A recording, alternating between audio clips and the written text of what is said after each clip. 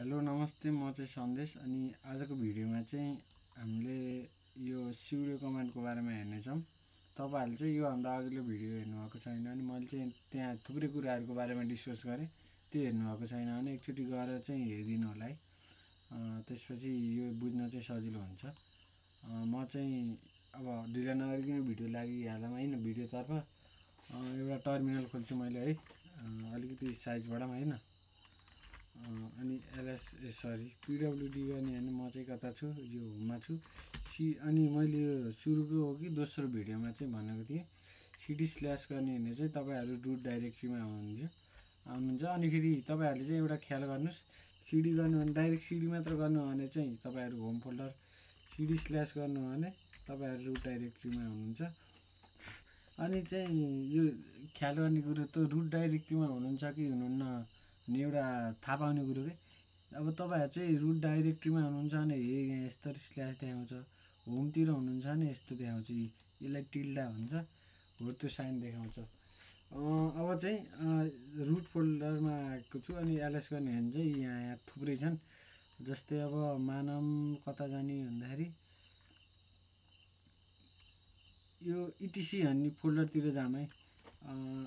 cd etc मा जाम हैन। LS गरौँ। यहाँ थुप्रो छ, यो थुप्रै एपहरुको छ है etc मा। यो भन्दा चाहिँ एक स्टेप ब्याक जाम। cd bin भन्ने छ नि है, बिनमा जाम। एलएस गर्ने भने चाहिँ यहाँ बिनमा चाहिँ तपाईहरुको सबै त्यो कमान्डहरु हुन्छ नि, त्यसको बारेमा सबै छ है। यसमा हुन्छ जस्तै सबै हुन्छ। अब जस्तै तपाईले यहाँ एउटा डाइरेक्टरी गराउन खोज्नुभयो है,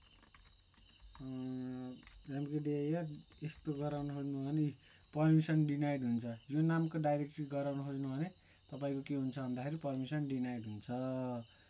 अब यसलाई अब डाइरेक्टरी त बनाउनु पर्यो, खाँचो पर्यो हैन। त्यो रिमुभ गर्नलाई त अब बनाउनलाई त यसै त भएन, पर्मिसन डिनाइड भन्नु दिएन। त्यसपछि यस्तो बेलामा चाहिँ sudo कमान्ड युज हुन्छ। sudo भनेको चाहिँ यो के भन्ने लिनक्स फाइल सिस्टमको दादा नै हो भन्ने हुन्छ। त्यसको इशारामा यो पुरै लिनक्स चल्छ के sudo को। भनेपछि त्यस्तो पावरफुल कमान्ड हो के sudo भन्ने। अब जस्तै यहाँ डाइरेक्टरी गराउन दिएन त्यत्रो नामको है। अब यसमा चाहिँ अगाडि गएर टक्क sudo भनेर लेखिदिने भने आफ्नो त्यो युजर एकाउन्टको पासवर्ड दिनुस्। हो ल अब एलएस गरौँ त। लास्टमा z भन्ने आयो नि है।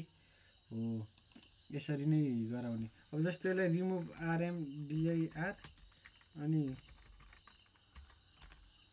हेर्नु पर्मिसन डिनाइड गरेर रिमुभ गर्नलाई यसलाई के गर्ने, पर्मिसन डिनाइड भन्यो भने चाहिँ तपाईहरु चाहिँ ट्याक्क अगाडि गएर sudo भनेर गरिदिनुस्। अनि एलएस गर्नुस्, छैन। अनि यस्तो गर्न भन्दा यास्यु गरिदिएपछि, यास्यु भनेको स्विच युजर, आफ्नो यो एकाउन्ट प्रिभिलेजको पासवर्ड दिनुस्। तपाईहरु चाहिँ रुटमा आउनुभयो। अब यहाँ पछि चाहिँ तपाईहरुले एलएस गर्नुस्। यहाँ डाइरेक्ट अब अघि चाहिँ sudo गर्नुभएको थियो नि डाइरेक्टरी क्रिएट गर्ने बेलामा, अहिले चाहिँ sudo गर्न पर्दैन, डाइरेक्ट mkdir अनि यस्तो गरिदिनुस्, पुग्छ। एलएस गर्नु हुन्छ नि है। अनि रिमुभ गर्नलाई नि खासै केही गर्न परेन। rmdir रिमुभ गर्नलाई।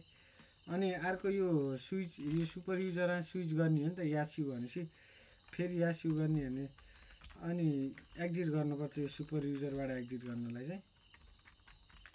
अनि फेरि अर्को सुपर युजर मा जाने वे भनेको sudo su गरेर पनि जान सकिन्छ। आशा छ तपाईहरुले चाहिँ यो भिडियोका प्रत्येक कुराहरु बुझ्नुभयो भन्ने आशा गर्दछु के।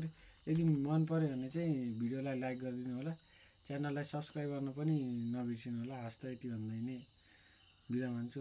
हस्त, धन्यवाद।